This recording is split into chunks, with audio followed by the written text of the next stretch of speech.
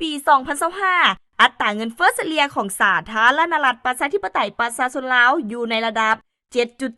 7.7% มีเงินตราต่างประเทศสำรองนำเข้าได้6 เดือนกว่า วันที่ 14 มกราคม 2026 ธนาคารแห่งสาธารณรัฐประชาธิปไตยประชาชนลาวจัดกล่องประชุมสภาบริหารธนาคารครั้งที่ 1 ประจำปี 2026 โดยเป็นประธานของทานนางบุญคำวรจิต ประธานสภาบริหารผู้ว่าการธนาคารแห่งสาธารณรัฐประชาธิปไตยประชาชนลาว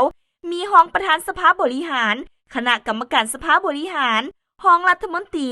ห้องผู้ว่าการคณะกรมและภาคส่วนเกี่ยวข้องเข้าร่วมกองประชุมได้สรุปตีราคามากผลของการเคลื่อนไหวเวียกงานของธนาคารแห่งสาธารณรัฐประชาธิปไตยประชาชนลาวประจำปี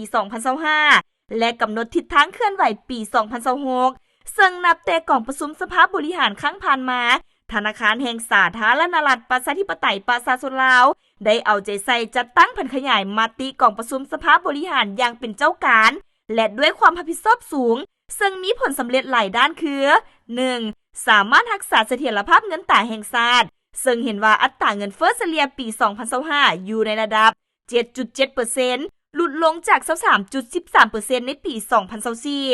2. อัตราแลกเปลี่ยนมีความสงบโดยพื้นฐานและครั้งสำรองเงินตราต่างประเทศอยู่ในระดับกุ้มกันนำเข้าได้6 เดือนกว่าบรรลุขั้นหมายที่กำหนดไว้ 3. ปริมาณเงิน M2 ขยายตัวในอัตรา 18.72% เทียบใส่ระยะเดียวกันของปีผ่านมา